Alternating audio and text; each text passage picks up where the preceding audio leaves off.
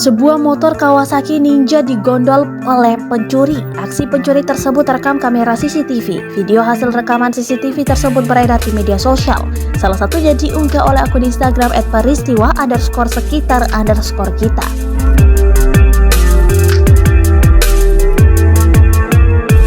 Terlihat beberapa pengendara motor melintas di area kompleks. Seorang pria mengendarai motor metik mendorong pria yang menaiki motor Kawasaki Ninja tersebut.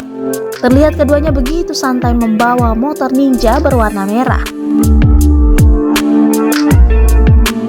Pada keterangan dituliskan kejadian tersebut terjadi pada hari Minggu 31 Oktober 2021 sekira jam 6.00 waktu Indonesia Barat di perumahan Bugel Residen Blok G nomor 10 RT 05 RW 06 Bugel Karawaci Kota Tangerang.